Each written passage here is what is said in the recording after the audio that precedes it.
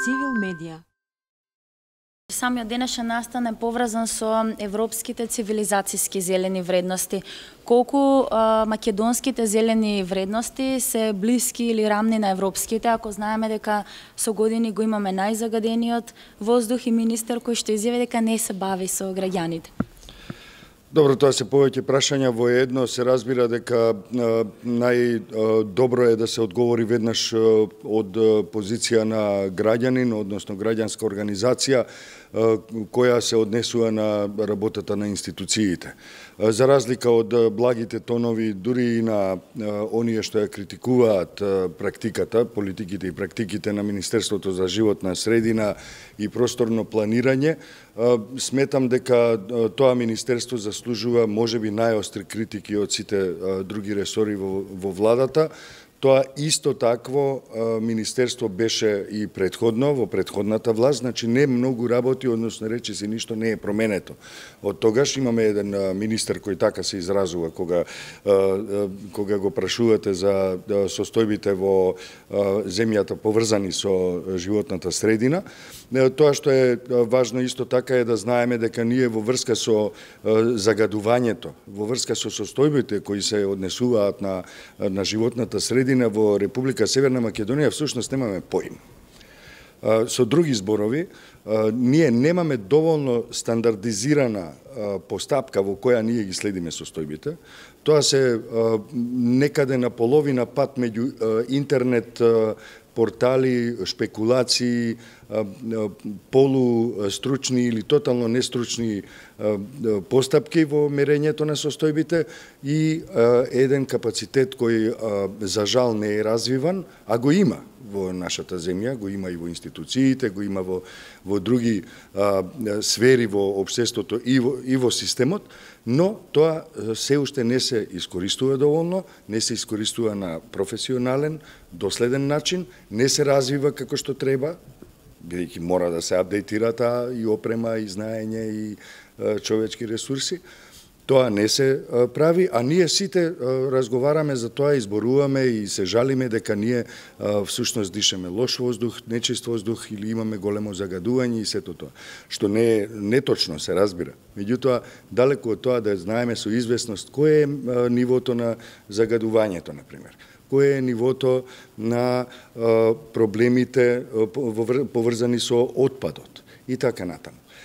Тоа што е најважно за нас како организација, особено во проектот Зелена иднина, кој го работиме заедно со фондацијата Хајнрих Бел, која има светски глас во овој домен, мораме да кажеме дека ние мораме уште еден чекор понатаму да отидеме, а уште не сме разбрале ни што се зелени вредности. Ние уште не сме разбрале што е заштита на животната средина и како таа е поврзана со зелените вредности.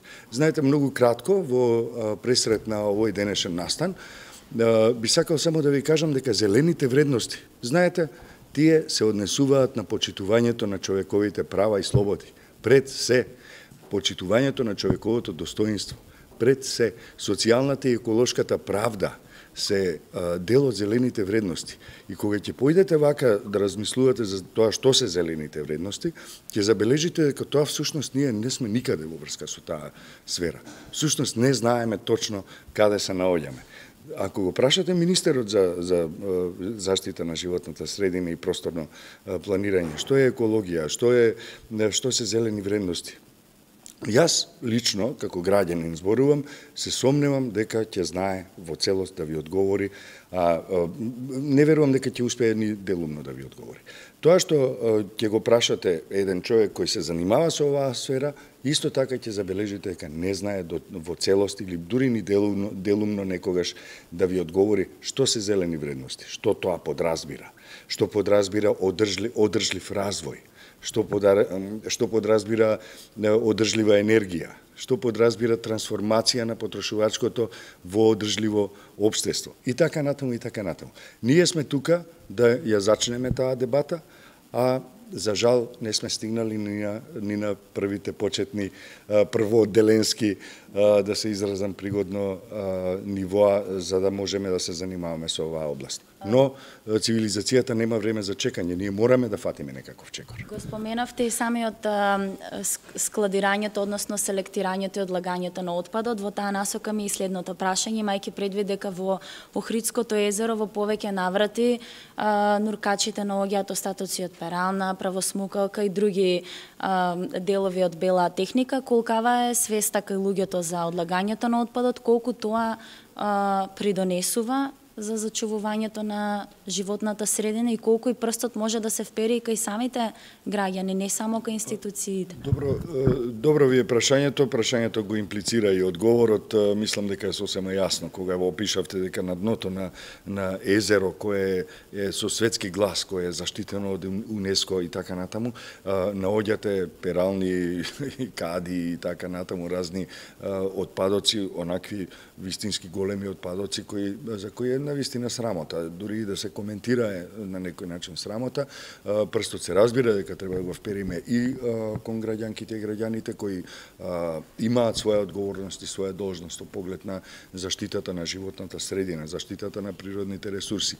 Учеството во процесите на донесувањето одлуки кои се однесуваат на овие теми, на овие сфери, на оваа област.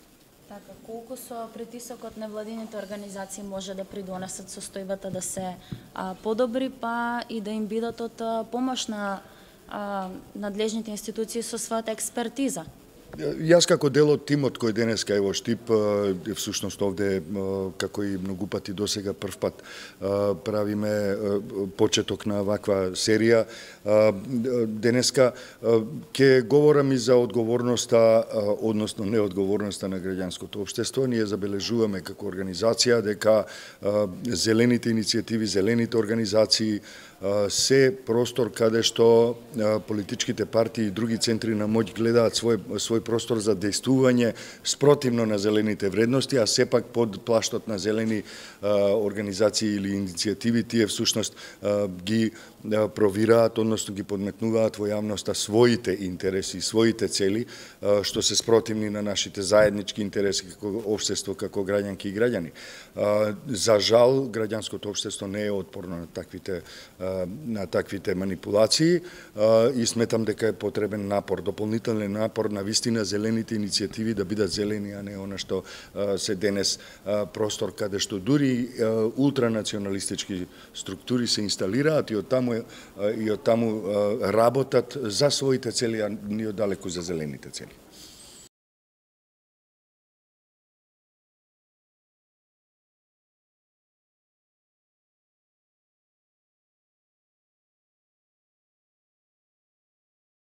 Civil Media